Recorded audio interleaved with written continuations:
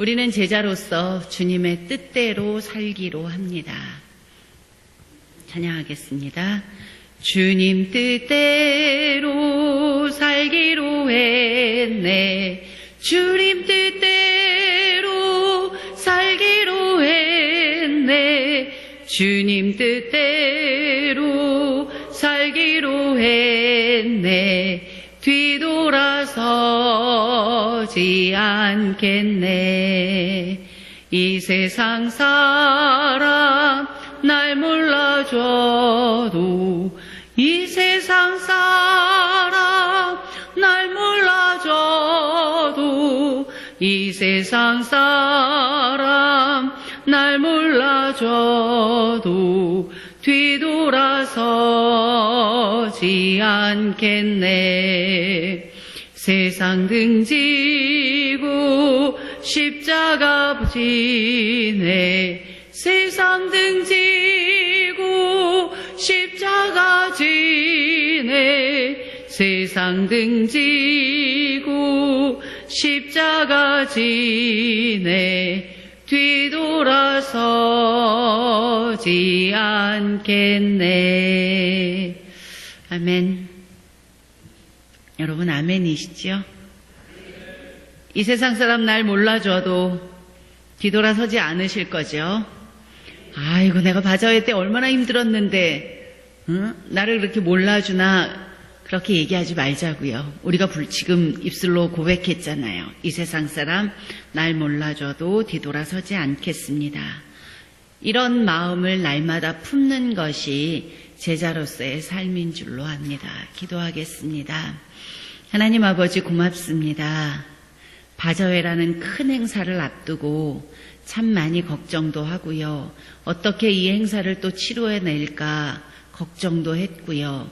그러면서도 매년 하나님께서 이 일들을 직접 해내셨다라는 그 믿음 가지고 바자회를 치루었습니다. 좋은 날씨, 피곤하지만 기쁜 마음으로 일할 수 있는 그 모든 마음들을 주셔서 참으로 감사를 드립니다. 피곤한 육신들이 회복되게 하시고 이제 얻어진 수익금이 정말로 하나님 기쁘신 곳에 잘 사용되어질 수 있도록 인도하여 주시옵소서.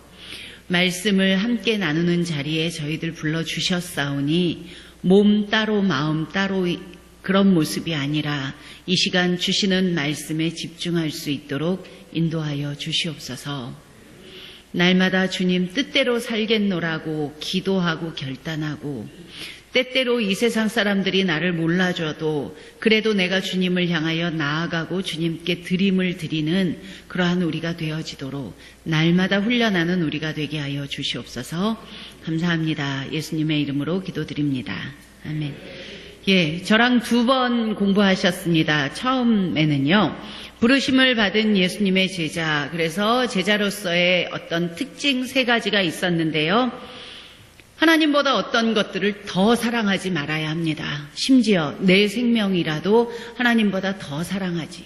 과격하게 표현하면 너희 부모나 가족이나 내 생명이라도 미워하지 않으면 으로까지 표현했었어요. 하나님을 언제나 최우선 자리에 두는 것, 그것이 제자의 특성입니다. 자기 십자가를 져야 하고요. 그건 완벽한 죽어짐입니다. 자기 포기고요. 모든 소유를 버려야 제자가 될 수 있다고 하셨습니다. 이것은 내가 가지고 있는 것을 가지고 내가 계획하는 것이 아니라 하나님께서 오늘 하루를 지켜주지 않으면 난 살 수 없습니다. 하나님이 내 손 잡고 1시간 살게 해주지 않으시면 난 이 1시간도 살아낼 수 없습니다 하는 전적인 위탁의 자세입니다. 제자인 우리들은 날마다 우리의 행동을 통해서 나타나야 하는 특징 등이 있는데요. 3가지입니다. 내 말에 거하면. 그래서 우리는 말씀에 집중해야 합니다. 주님 뜻대로 살기 위해서는 주님 뜻이 무엇인지 알아야죠. 주님 뜻을 우리의 주님께서 이곳에 적어 놓으셨습니다. 그래서 우리는 진리이신 말씀에 거하여야 합니다. 그리고 제자들은 서로 사랑해야 합니다. 열매를 많이 맺어야 합니다. 이 열매는 성품의 열매라고 해석하면 훨씬 더 좋겠습니다. 지난 시간에는 종으로서의 삶, 섬김의 삶, 제자의 삶은 어떤 것인가, 섬김의 삶이다 함께 공부했었어요. 우리의 신분은 하나님의 자녀예요. 그런데 우리의 삶의 태도는 종으로서의 삶이어야 합니다. 종에게는 세 가지 없는 것이 있어요. 자유가 없고 소유가 없고 칭찬이 없습니다. 아무리 열심히 일해도 종에게 잘했다라고 하지 않아요. 네가 그렇게 일하는 것이 마땅하다라고 이야기합니다. 근데 우리는 이 부분에서 참 많이 걸리는 것 같아요. 이렇게 열심히 했는데 왜 나를 안 알아주지? 네. 예수님은 우리의 본이 되셨습니다. 6월절 마지막 만찬 때에 예수님께서 식사를 하시다가 제자들의 발을 씻겨주셨어요. 그리고 마지막에 말씀하십니다. 너희도 행하게 하려 내가 본을 보였노라. 예수님이 이 땅에 계시는 동안 어떤 모습으로 살았는지, 어떤 삶의 자세를 가지고 사셨는지 우리가 예수님을 따라가면, 우리도 그렇게 따라가고자 하면 종의 모습을 흉내는 낼 수 있을 것 같습니다. 내가 종으로서의 삶을, 섬김의 삶을 제대로 살고 있는가, 우리는 먼저 겸손해야 합니다. 겸손해야 하고요. 그리고 관찰해야 합니다. 나의 섬김이 필요한 사람들이 누가 있는지, 나는 그 사람들이 눈에 보이는지, 그러면서 우리가 레위인과 제사장과 사마리아인의 비유를 보았잖아요. 레위인과 제사장은 마땅히 그리 해야 할 사람들이었는데 보고 피했습니다. 그런가 하면 사마리아인은 분명히 자기에게도 일이 있었어요. 여행을 하러 가던 중이었는데 그는 그 여행을 가던 중에 멈추고 강도 만난 자를 구하고 주막에 데려다주고 자기의 돈을 들여서 그를 살렸습니다. 늘 관찰하고 내 주변에 나의 도움이 필요한 사람이 없는가 돌아보아야 합니다. 그리고 나 자신의 섬김의 삶을 평가해야 되죠. 우리 지난주에 이 공부를 하면서 이것을 평가할 수 있는 아주 좋은 기회가 있습니다. 우리 13일에 있는 바자회 때에 내가 정말 종놈인지 한번 평가해 봅시다 라고 우리가 숙제를 던졌었는데요. 여러분 어떠셨어요? 우리는 마땅히 섬김의 삶을 잘 살고 있는가? 만약에 그래도 하나님 보시기에 넌 좀 잘한 것 같아, 그렇게 평가를 받는다고 생각하시면 우리는 감사해야 돼요. 그런 마음 주셔서. 그런데 부족함들이 나 자신, 다른 사람 말고요, 나 자신에게 부족한 모습이 보이면 우리는 다시 그 부분을 놓고 기도해야 합니다. 하나님, 내가 종으로서 섬김의 삶을 마땅히 살 수 있도록 도와주십시오. 기도해야 합니다. 오늘은요, 한 사람을 소개함으로 시작하려고 합니다. 여러분, 이번 주간에 따끈따끈하게 화두에 오른 한 분이 계세요. 영웅본색이라는 영화를 보신 적이 있나요? 30년 전에 만들어진 영화. 그 영웅본색이라는 영화의 주인공이 누구였죠? 주윤발. 네. 주윤발 이야기를 하고자 합니다. 쌍권총을 들고 여기 입에는 성냥개비 하나를 질근질근 씹고, 그 사람이 요즘 뉴스에 등장했어요. 보셨겠지만 주윤발이 자신의 모든 재산 8,100억 원이래요. 우리는 감히 상상도 안 되는 돈인데 그것을 기부하겠다라고 했습니다. 주윤발이. 네. 그러면서 근데 이 사람이 기분에 의해서 지금 한번 이렇게 얘기한 게 아니고요. 사실은 그 이전에도 계속 그런 이야기를 해왔었어요. 2010년 9월 15일 신문에 보면 저오른파, 우리는 주윤발이라고 하지만 이 사람의 중국식 발음이겠죠. 사후 전 재산의 99%를 기부하겠다. 이미 그가 그렇게 얘기했어요. 그러면서 자기는 이 기부를 워렌 버핏이나 빌 게이츠에게서 배웠다라고 말합니다. 상상도 안 되는, 어쩌면 우리는 그 사람은 워낙 돈이 많으니까 그럴 수 있겠지 자식이 없대요. 자식이 없으니까 그럴 수 있겠지라고 너무 편안하게 생각할 수도 있을지 몰라요. 근데 이 사람의 평소 때 삶을 보면 이 주윤발은 그렇게 돈이 많음에도 불구하고 거의 1조 원 가까이의 재산이 있음에도 불구하고 특별한 경우가 아니면 평상시에는 대중교통을 이용했대요. 지하철을 타기도 하고 버스를 타기도 하고요. 그리고 한 달에, 여러분 한 달에 얼마를 쓰십니까? 한 달 용돈이 얼마신지요? 주윤발은 우리나라 돈으로 12만 원, 11만 원 정도를 부인에게 타서 썼다고 합니다. 주윤발이 쓴 그 핸드폰은 투지폰을 17년 쓰다가 최근에 바꿨다고 하죠. 돈도 많은 사람이 좀 너무한다라는 생각을 여러분 갖고 계신가요? 그런데 더 우리를 감동하게 하는 것은 그 주윤발의 한마디 말 때문입니다. 그는 이렇게 이야기했어요. 그 돈은 내 것이 아니다. 그저 잠시 내가 보관하고 있는 것일 뿐이다. 우리가 오늘 공부하고자 하는 이 청지기의 삶, 이걸 그냥 한 문장으로 명쾌하게 정리해 줬어요. 그래서 제가 찾아봤어요, 인터넷에. 주윤발이 기독교인가? 예수님의 가르침을 알고 있나? 그래서 주윤발 종교 그렇게 쳐봤어요. 그랬더니 아닌 것 같아요. 주윤발이 기독교라는 그 기록은 없는 것 같아요. 그런데 어떻게 예수님의 가르침을 이렇게 잘 알고 있을까요? 부럽다는 느낌과 더불어서 부끄럽다라는 느낌을 같이 가졌습니다. 부러웠습니다. 그런 마음을 품을 수 있는 자체가 부러웠고요. 예수님의 가르침을 알고 있는 우리들이 그렇게 하지 못한 것에 대하여 부끄러웠어요. 오늘 우리가 하고자 하는 이야기가 이것입니다. 청지기, 남의 것을 대신 맡아 지키고 관리하는 사람, 맡은 자, 관리자. 우리는 그러면 무엇을 맡았을까요? 우리에게 맡긴 자는 하나님이신데 하나님은 우리에게 무엇을 맡기셨을까요? 4가지로 살펴보고자 하는데요. 시간과 은사와 돈과 몸, 이 4가지를 하나님께서는 우리에게 맡겨주셨고요. 우리는 그것을 맡은 자입니다. 내 것이 아니라, 내 소유가 아니라 맡은 자입니다. 청지기는 이것을 잘 관리해야 할 책임이 있어요.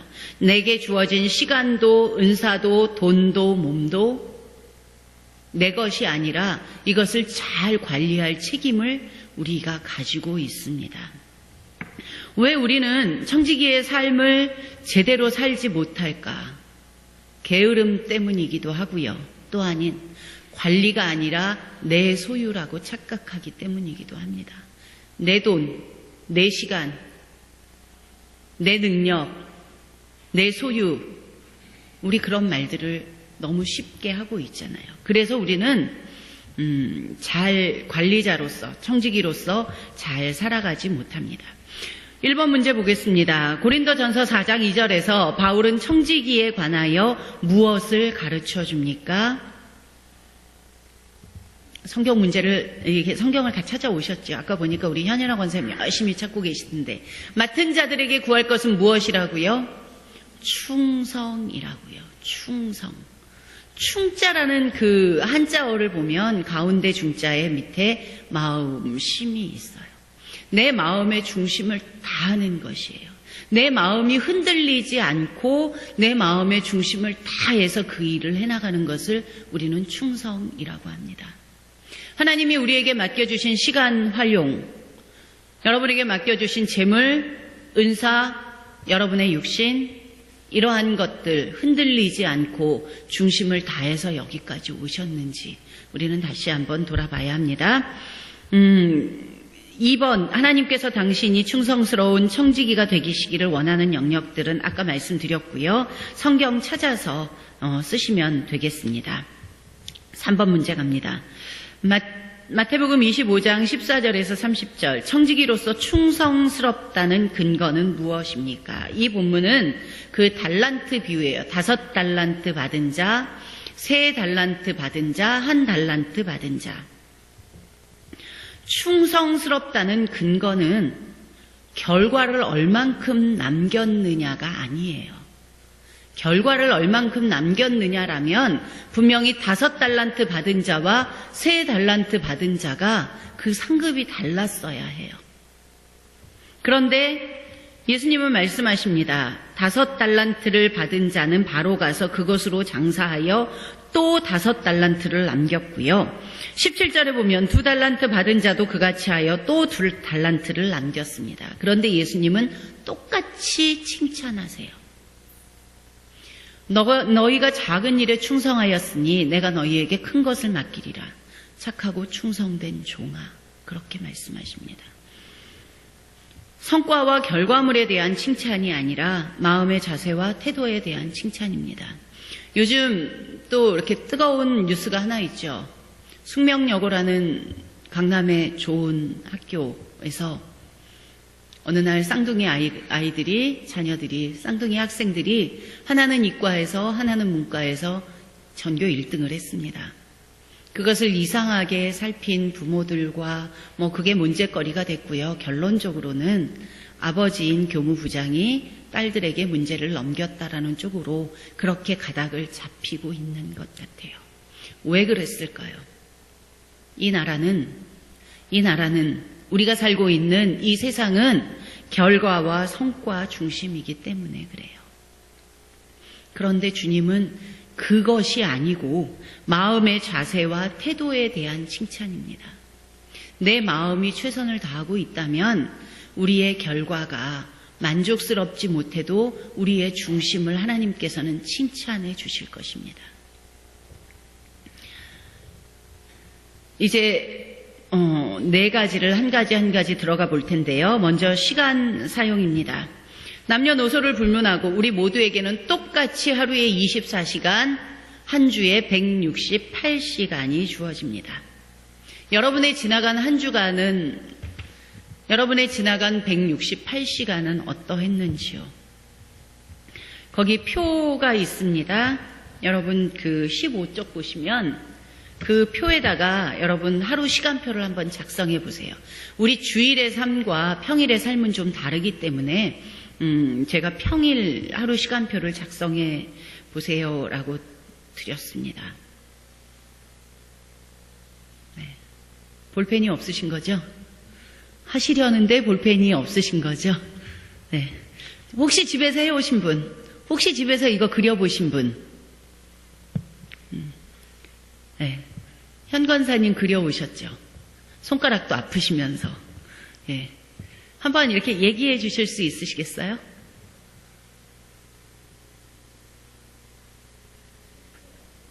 창피해요? 네, 여러분 이제 지금 현현아 권사님께서 창피한 하루 시간표를 말씀드릴 거예요. 이거 듣고 우리가 더 창피한지 현 권사님이 우리보다 더 창피한지 여러분 잘 들어보시기 바랍니다. 네. 네.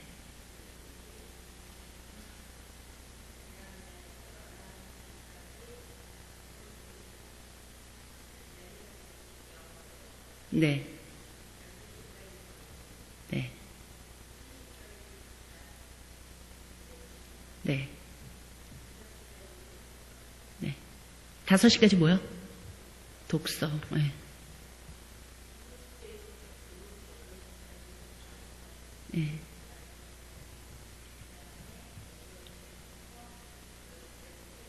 네.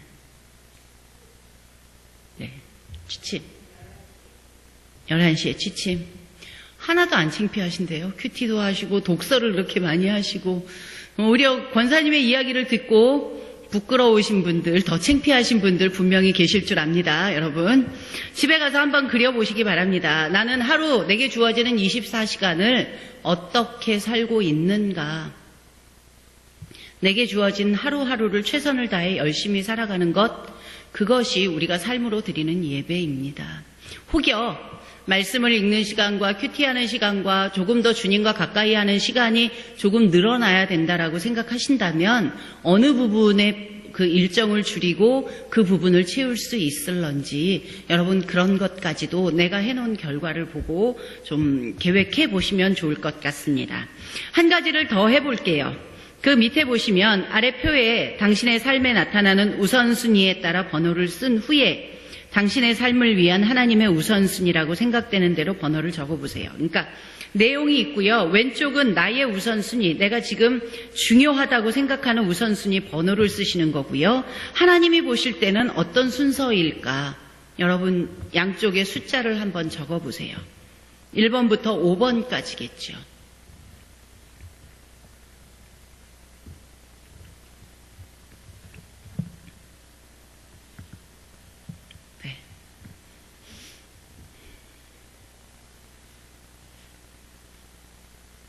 한 분만 해보실 건데요. 이번에는 남자분이 해보실 것 같아요. 그래서 최정훈 집사님 한번 해봐 주실래요? 최정훈 집사님의 우선순위.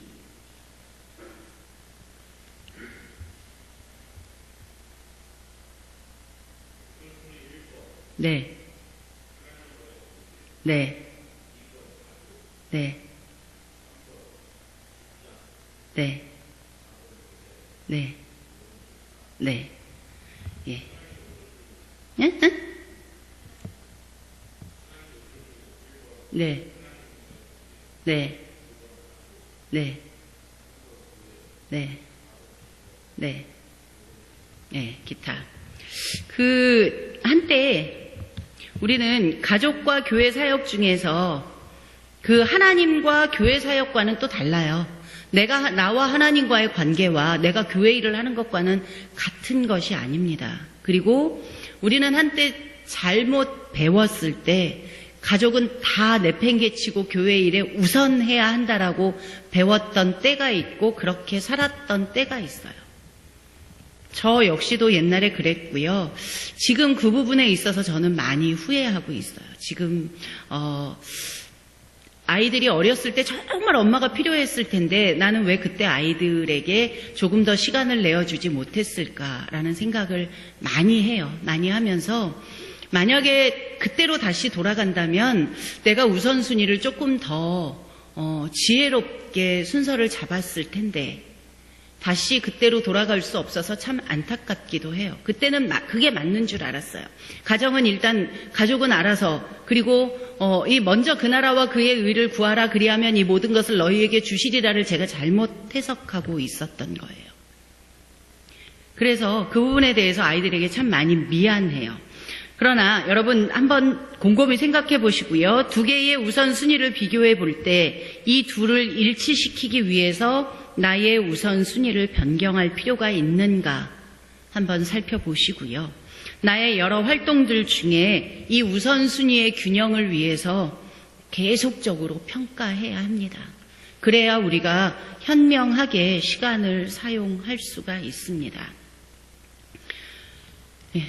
넘겨서 16쪽 가겠습니다. 3번이에요. 바울은 시간을 최선으로 사용하는 것에 대해 무엇을 말하나요? 에베소서 5장에서 이야기하는데 우리 같이 17절까지만 읽도록 하겠습니다. 그런즉 너희가 어떻게 행할지를 자세히 주의하여 지혜 없는 자 같이 하지 말고 오직 지혜 있는 자 같이 하여 세월을 아끼라. 때가 악하니라. 그러므로 어리석은 자가 되지 말고 오직 주의 뜻이 무엇인가 이해하라. 시간을 최선으로 사용하기 위하여 우리는 세월을 아끼라라고 바울이 교훈을 줍니다. 세월을 아끼기 위해서 첫 번째로 어떻게 행해야 할지를 자세히 주의해야 한대요. 대충대충 시간을 넘기지 말라는 거예요. 내가 오늘 하루를 어떻게 살 것인가, 이 시간들을 어떻게 계획하며 살 것인가, 그것들을 생각하라는 거죠. 이런 책이 있더라고요. 이런 책 제목이 있어요. 자기 전 15분 미니멀 시간 사용법. 그 책에는 이제 여러 가지 내용들이 있는데 그 여러 가지 내용들 중에 하나가 자기 전 15분 동안 내일 해야 할 일과표를 쓰라. 내가 내일 만날 사람, 내일 처리해야 할 일, 또는 내가 가야 할 곳, 15분 동안 그것을 일과표를 써라. 그리고 조금씩이라도 매일 실천하라. 가끔은 과감하게 포기하라. 그리고 여러분들이 이야기하세요. 시간 사용을 정말 제대로 하기 위해서 미루는 습관을 버려라. 제가 실감나게 느끼고 있습니다. 몇 개월 전부터 바자회를 맞이하여 헌옷 정리를 하자라는 것이 사실은 여름부터 마음으로 품었던 생각이에요. 그러다가 추석의 연휴가 기니까 추석날 하루 잡아서 하면 되겠지? 그런데 추석 연휴 기간에 일이 생기더라고요. 10월 3일이 있지?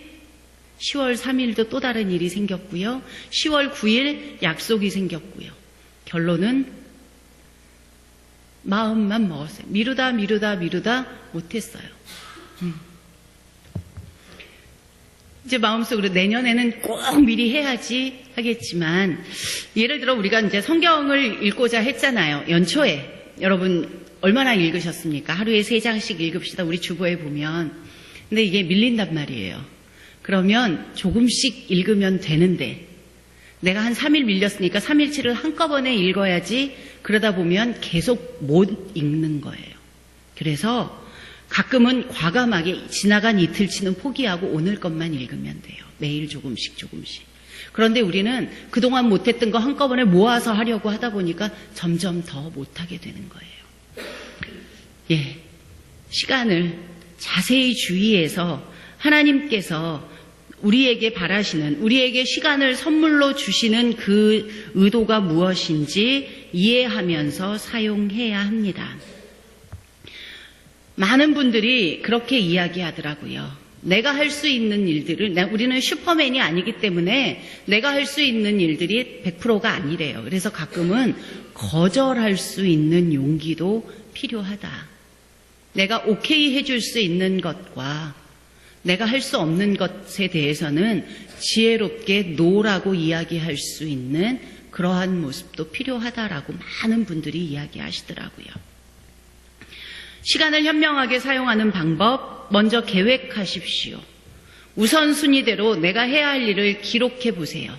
내일 내가 해야 할 일, 이번 주에 해야 할 일 기록하시고, 급한 일, 그리고 급한 일이 아니라 중요한 일 우선순위로 해야 한다라고 합니다. 그 다음에 내가 우선순위대로 해야 할 일을 기록했다면 선택을 해야 합니다. 우리에게는 내가 하고 싶은 것과 해야 할 일이 있어요. want와 need 사이에 늘 이렇게 긴장감이 있는데, 내가 하고 싶은 일보다는 내가 꼭 해야 할 일을 먼저 선택할 수 있는 선택의 그 묘가 있어야 한대요. 그리고 나서는 내가 그 일을 선택했다면 그것에 집중하시기 바랍니다. 마칠 때까지 꾸준히 집중하시기 바랍니다. 많은 우리 중고등부 아이들이 공부한다고 들어가서 제일 많이 하는 게 책상 정리를 시작을 해요. 책상 정리를 하다가 지쳐서 공부를 못해요. 무엇이 우선순위인지 그들이 혼동하니까 공부만 하라 그러면 책상 정리만 하다 끝나요.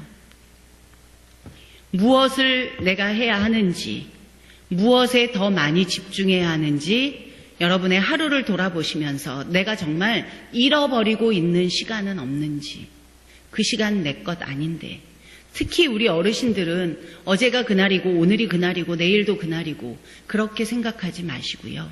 하나님께서 여러분들 어르신임에도 불구하고 또 하루를 주셨다는 것은 여러분들이 이 땅 가운데 그 시간을 활용해서 무언가 관리하고 해야 할 일이 있기 때문이에요.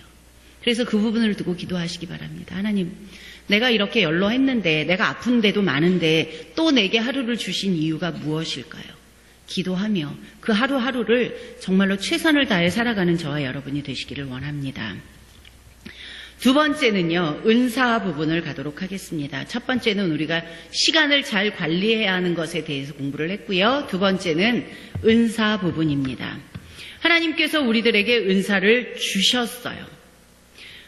베드로전서 4장 10절은요, 이걸 어떻게 사용하라고 말씀하셨냐면 선한 청지기 같이 서로 봉사하라, 그렇게 말했어요.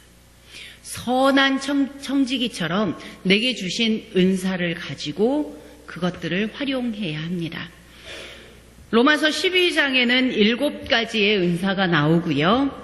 그 다음에 고린도전서 12장에는 9가지 은사가 열거되고 있습니다. 우리 한번 같이 읽어볼게요.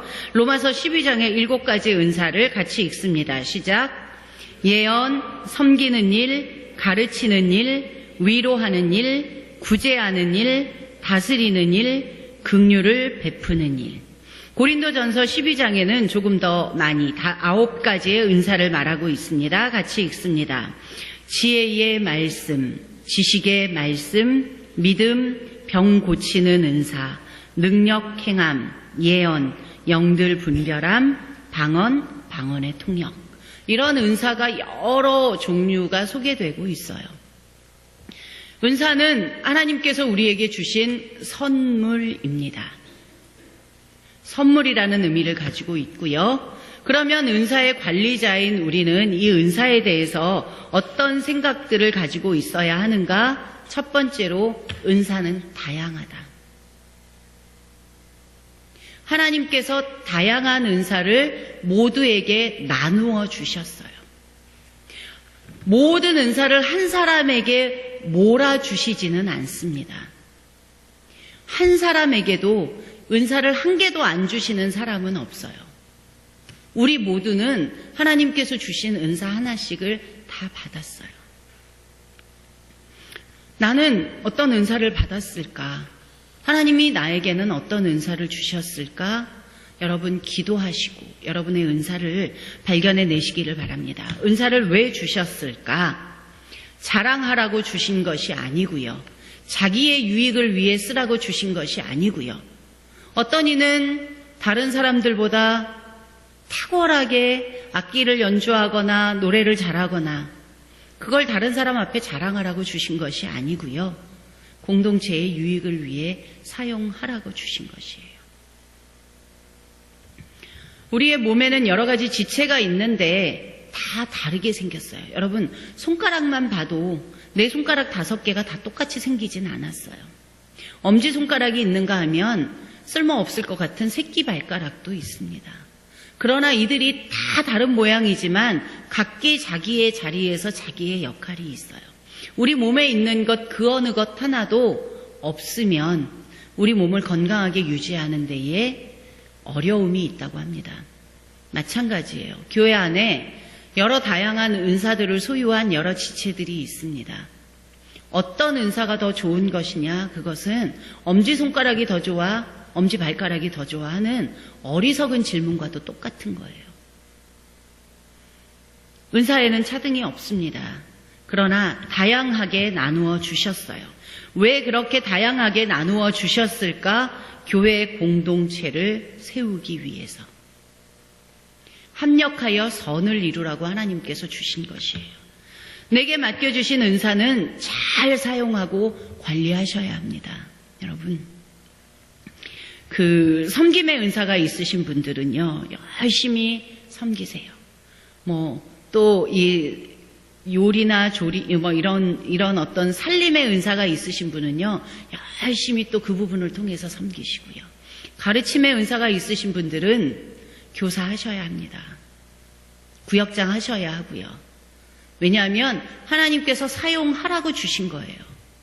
여러분들이 기도해 보시고 내가 그래도 말씀을 공부하는 것이 기쁘고 말씀 공부하는 거 좋고 그것을 다른 사람들에게 이렇게 이야기해 주는 게 좋아. 그러면 2019년에 구역장과 교사를 놓고 여러분 기도하시기 바랍니다.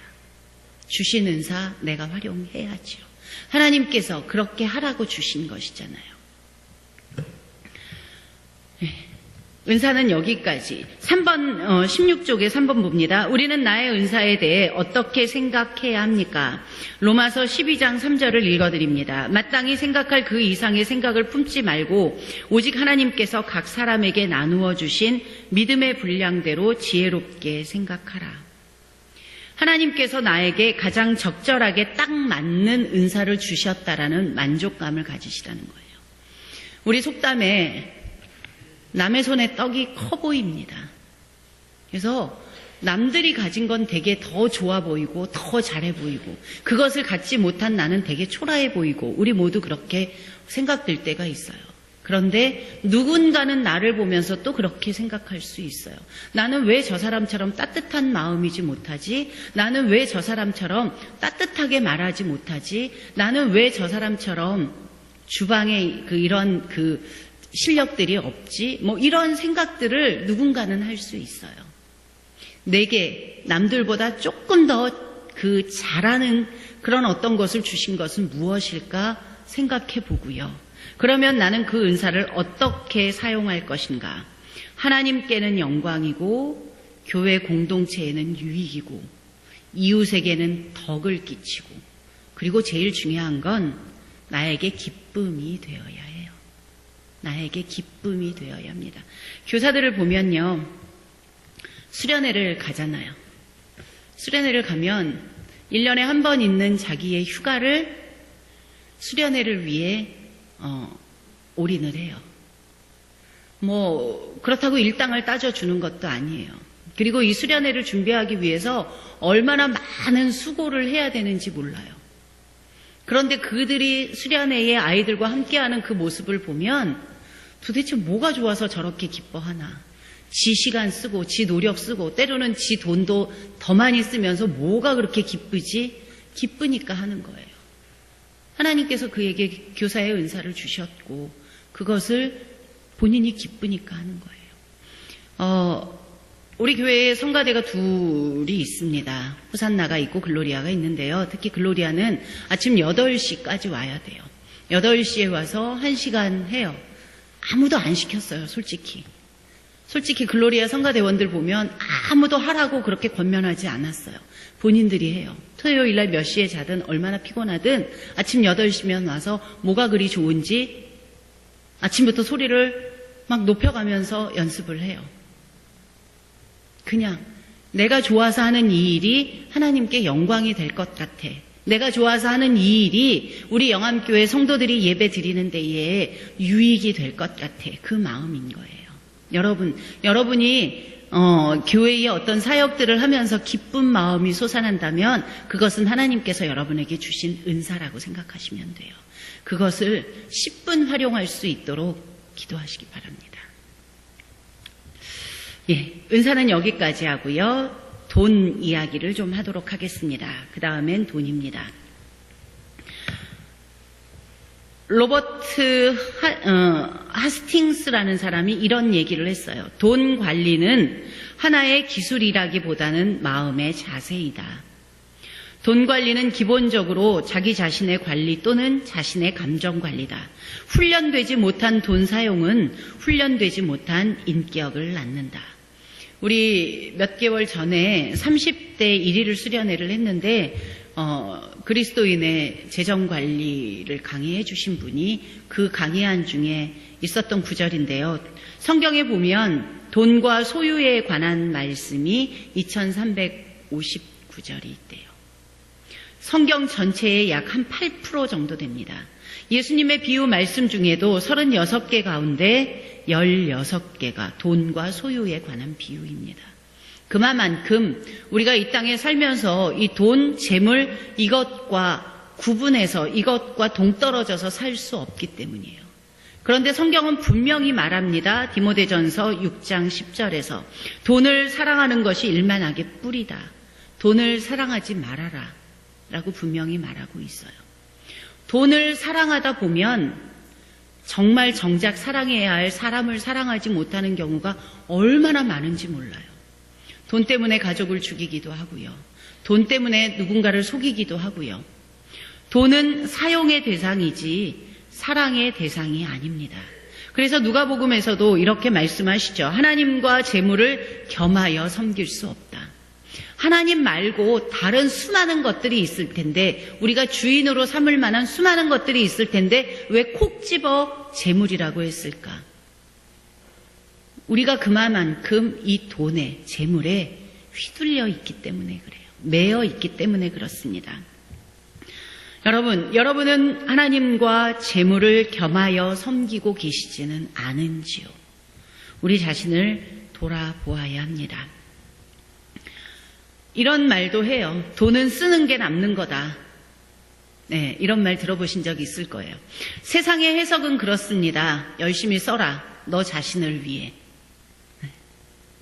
인생 뭐 있어? 인생 길지 않아. 돈 쓸 수 있을 때 써. 열심히 써. 그게 세상의 해석이에요. 그러나 성경의 해석은 그렇지 않습니다. 하나님을 위해, 이웃을 위해 쓸 때마다 그것이 남기는 것이다라고 말해요. 이번 문제 그 돈 사용과 관련 있는 말씀들 5구절을 적었는데요. 이것은 여러분들이 그냥 찾아서 기록해 보시면, 읽어 보시면 될 것 같습니다. 열심히 돈을 모으십시오. 열심히 돈을 버십시오. 제가 중고등부 아이들에게도 그렇게 이야기합니다. 돈을 많이 벌기 위해서 너네 열심히 공부해라. 그래서 죽을 만큼 열심히 공부해서 좀 더 많이 돈을 벌 수 있는 위치에까지 올라가라. 그래서 그걸로 다른 사람을 위해 사용하라. 보통 공부 안 하는 자녀들에게 부모님들이 이야기합니다. 내가 뭐 괜히 공부하라 그래? 너 잘 되라 그래? 너 잘 먹고 잘 살라고 그래? 그러나 우리의 생각은 좀 바뀌어야 합니다. 배워서 남 주기 위해 공부해야 합니다. 여러분, 열심히 재테크도 하시고 열심히 돈을 모으십시오. 그러나 여러분만이 아니라 주변을 돌아보고 주변에 누군가의 도움이 필요한 자들을 위해 사용하기 위해 할 수만 있으면 열심히 일해서 여러분들이 재물을 사용하시기를 원합니다. 마지막으로는요, 몸에 대한 이야기를 좀 하고자 합니다. 우리의 몸도 내 것이 아니라 하나님께서 맡겨주신 것이에요. 우리에게 맡겨주신. 그래서 내 몸도 내 것이 아니라 우리는 내 몸에 대해서도 청지기 의식을 가져야 합니다. 우리의 몸은 성령의 전이죠. 성령께서 거하시는 전입니다. 그래서 내 몸 내 마음대로 한다고 생각하시면 절대로 안 돼요. 바울은 말했습니다. 너희 몸을 하나님이 기뻐하시는 거룩한 산 제물로 드리라. 내 몸이 어디서 무엇을 하든지 내 몸을 구별하라. 아무거나 먹지 말고 아무데나 가지 말고 네 몸에 할 수만 있으면 좋은 것을 골라 먹고 네 몸이 건강해지도록 애를 써라. 왜요? 우리가 건강해야 하나님이 하라고 하신 일들을 할 수 있기 때문입니다. 이 부분, 너희 몸을 하나님이 기뻐하시는 거룩한 산 제물로 드리라. 이 부분을 다른 성경은 이렇게 번역합니다. 여러분의 매일의 삶, 일상의 삶, 곧 자고 먹고 일하고 노는 모든 삶을 하나님께 헌물로 드리십시오. 매일매일 내가 숨쉬고 내가 행하는 모든 그러한 것들이, 모든 순간순간들이 하나님 앞에 예배의 삶이 되어야 합니다. 고린도전서 10장, 바울이 이야기한 것과 일맥상통하는 이야기인데요. 먹든지 마시든지 무슨 일을 하든지 모든 것을 하나님의 영광을 위해서 하라.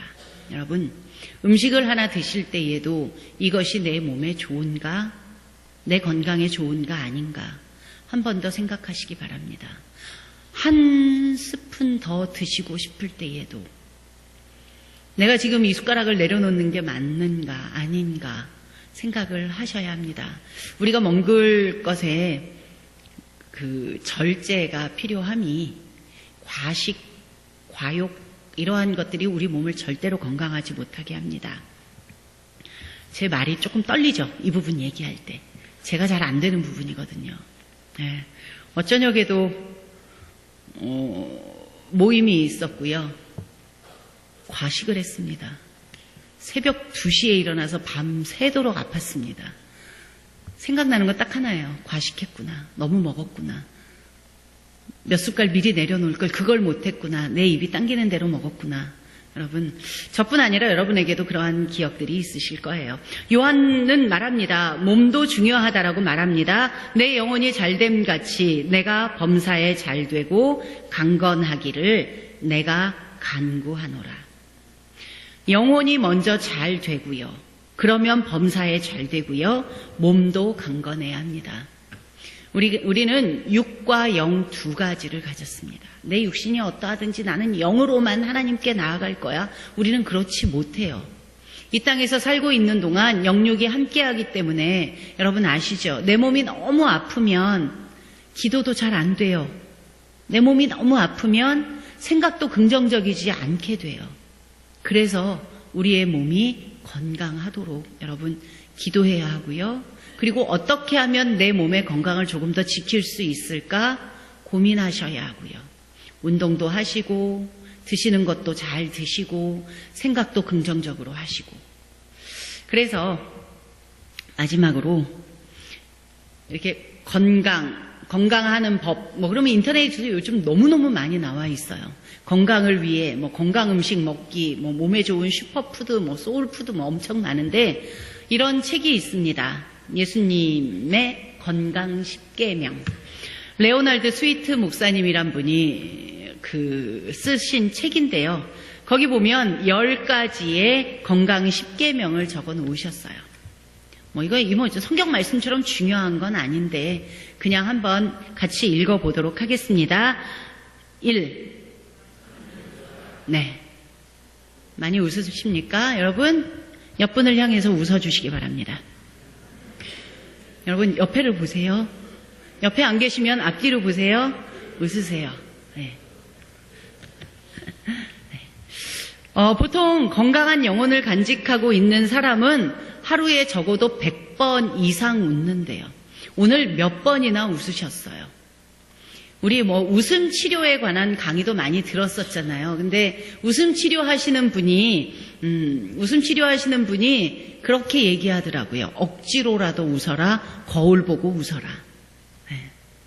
여러분, 억지로라도 웃으시기 바랍니다. 그래야 건강해집니다. 일소일소 일로일로 이런 말 있잖아요. 2.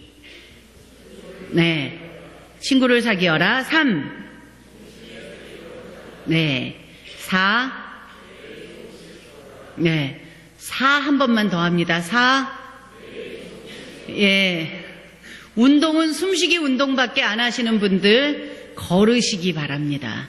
요즘에는 핸드폰에 이게 걷기 앱도 많이 깔려 있어요. 그래서 10,000보까지는 아니어도 적어도 한 5,000보 이상 걷도록 우리가 애를 쓰시자고요. 5. 네. 너무 당연한 얘기를 하고 있죠. 6.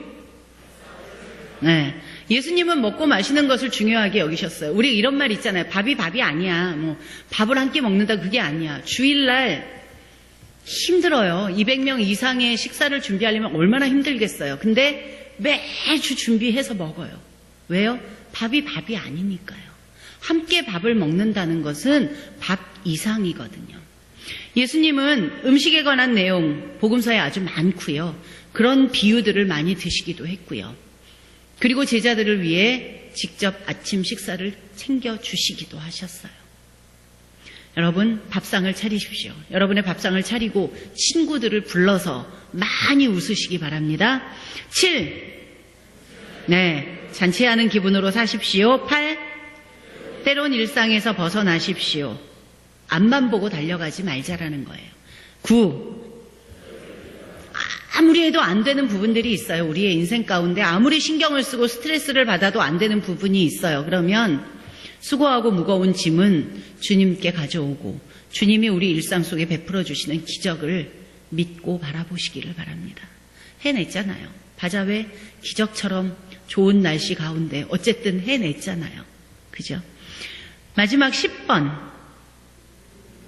네, 어려운 말이죠. 무들링을 하라. 이게 뭔가 찾아봤어요. 그랬더니 한적한 곳에서의 쉼이 필요하다는 거예요. 그러니까 가끔 우리 그런 대회도 하죠. 멍 때리기, 멍 때리기, 한 템포 쉬기, 몸에 힘 빼기, 그런 어떤 여유, 쉼, 휴식 이런 시간도 필요하다라는 거예요. 이 10가지를 모르면 큰일 나는 건 아닙니다. 여러분, 나 이거는 한번 시도해 봐야지 하는 것들 한 가지만 붙잡으세요. 조금 더 많이 걷기, 많이 웃기, 이런 것들 붙들고 여러분의 몸을 건강하게 하시기 바랍니다. 3번 보시면 우리 몸을 돌보아야 하는 일과 관련하여 우리가 해야 되는 일들을 적어놨어요. 적당한 식사, 과식하지 말고 거르지 말고, 규칙적인 운동, 충분한 휴식, 해로운 습관들을 피하는 것. 너무 그냥 뻔한 얘기지만 잘 지켜지지 않는 부분입니다. 여러분의 건강을 위하여 운동, 취미 이런 거 필요하죠. 그런데 이것이 중독이 되어버리면 안 돼요. 일 열심히 해야죠. 그러나 이것이 중독이 되어버리면 안 됩니다. 여러분, 워커홀릭이라 그러죠. 이 일에 빠져서 내 육신이 어떻게 되는 것, 내 건강이 어떻게 되는 것, 그거 살펴볼 겨를 없이 일에만 몰두하는 것, 그것 결코 하나님께서 지혜롭다고 하지 않으십니다. 운동 열심히 하셔야 되는데 중독이 되면 안 됩니다. 여러분, 모든 것에는요, 적절한 밸런스가 유지되어야 하고요. 그래서 하나님께서 우리에게 맡겨주신 시간과 은사와 재물과 우리의 몸 건강, 이것들을 잘 관리하여서 할 수 있는 대로 이 공동체를 위해 하나님께 영광을 돌리고 공동체의 유익을 위해 잘 사용하시기를 바랍니다. 말씀을 정리하도록 하겠습니다. 3주 동안 제자로서 어떻게 살아야 할까? 자격증을 땄다고 해서 그 자격증이 그 사람으로 하여금 그 삶을 살아가게 아주 노련한 사람이 되게 만들어주는 건 아니에요. 제가 운전을 하는데요. 사실은 운전면허증을 30년 전에 땄습니다. 네, 그때는 이렇게 수동으로 땄어요. 그리고 나서 20년은 운전을 안 했어요. 네, 운전한 지 이제 한 10몇 년 됐는데요. 분명히 저는 면허증을 가지고 있는데 그게 어떤 쪽이 악셀레터인지 어떤 쪽이 브레이크인지 나중에 모르겠더라고요. 차 문을 여는 것도 누가 차 키를 주고 차 문 좀 열어봐, 그것도 막 떨려요. 분명히 자격증이 있는데 못해요. 자격증을 따놓고 실행하지 않았기 때문에 그래요. 제가 한 10수년 전에 이제 그래서 안 되겠다, 나도 운전을 해봐야 되겠다, 그래서 그 연수를 다시 했어요. 근데 그 연수를 해주러 오신 분이, 그분이랑 이제 10시간을 만났는데 완전히 무슨 조폭같이 생긴 분이에요. 그래서 처음에 고민을 많이 했어요. 이분이랑 내가 10시간을 과연 잘 보낼 수 있을까? 근데 그 사람이 정말 조폭처럼 툭툭 던져준 이야기가 있는데 지금도 생각이 나요. 그분이 10시간 동안 정말 수많은 말들을 해주셨겠지만 저는 몇 가지가 생각이 나요. 바로 앞에 차만 보지 마십시오. 그 앞에까지 보십시오. 멀리 보십시오. 브레이크는 꽃잎 밟듯이 살포시 밟으십시오. 운전 대단한 거 아닙니다. 시장 갈 때 편하라고 하는 겁니다. 그걸 너무 어려운 기술이라고 생각하지 마세요. 이런 식으로 수많은 이야기들을 해줬어요. 좌회전이 쉬워요? 우회전이 쉬워요? 저는 당연히 우회전이 쉽죠. 그랬더니 본인은 우회전이 어렵다고 얘기해요. 좌회전은 신호받아서 가면 되는데 우회전은 잘 살펴야 된다. 그런 수많은 이야기들을 해줬어요. 그리고 나서 바로 운전을 시작했고요. 할 때마다 그 들었던 이야기들이 생각나고 그래서 지금은 운전을 할 수 있어요. 이 이야기를 여러분에게 왜 드리냐면 3주 동안 저와 제자의 삶이 어떤 것이다 이렇게 말씀을 가지고 공부를 했는데요. 그게 중요한 게 아니에요. 그걸 지금 딸딸 외우는 게 중요한 게 아니라 그 중에서 여러분 생각나는, 여러분 마음에 남는 한두 가지를 가지고 여러분의 삶에서 실천하시기 바랍니다. 3주 동안 했던 거 다 몰라도 돼요. 난 요것만큼은 가슴에 담아두어야 되겠다라는 것 가지고 매일매일 우리의 삶 속에서 예수님 따라가며 예수님 바라보며 세상 사람 날 몰라줘도 십자가 지고 제자의 삶을, 예수님을 따라가는 그러한 제자의 삶을 사는 저와 여러분이 되시기를 간절히 원합니다. 기도하겠습니다. 하나님 아버지 감사합니다. 3주 동안 제자의 삶이 무엇인지 우리가 하나님 말씀을 가지고 공부했습니다. 조금 더 우리 성도님들께 더 연구해서 더 많은 것들을 더 쉽게 알려드렸어야 했는데 제가 준비가 부족했다면 용서하여 주시기를 원합니다. 하지만 하나님 아버지, 우리가 함께 나누었던 그러한 말씀들 중에 하나님께서 기뻐하시고 내 마음에 품고 그러한 말씀들을 붙잡고 이제 내일부터 매일매일 우리의 삶에 적용하며 그렇게 살아가는 우리가 되어지기를 원합니다. 너희도 이렇게 행하려 하여 본을 보였노라 그렇게 말씀하셨습니다. 예수님이 어떻게 살았는지 정말로 말씀 안에 잘 거하며 예수님처럼 한 걸음 한 걸음 따라가 날마다 조금씩 성숙되어지고 성장되어져 가는 우리 모두가 되게 하여 주시옵소서. 감사합니다. 예수님의 이름으로 기도드립니다. 아멘. 주기도문으로 마치겠습니다. 하늘에 계신 우리 아버지, 아버지의 이름을 거룩하게 하시며 아버지의 나라가 오게 하시며 아버지의 뜻이 하늘에서와 같이 땅에서도 이루어지게 하소서. 오늘 우리에게 일용할 양식을 주시고 우리가 우리에게 잘못한 사람을 용서하여 준 것 같이 우리 죄를 용서하여 주시고 우리를 시험에 빠지지 않게 하시고 악에서 구하소서. 나라와 권능과 영광이 영원히 아버지의 것입니다. 아멘. 예, 마쳤습니다. 안녕히 돌아가시기 바랍니다.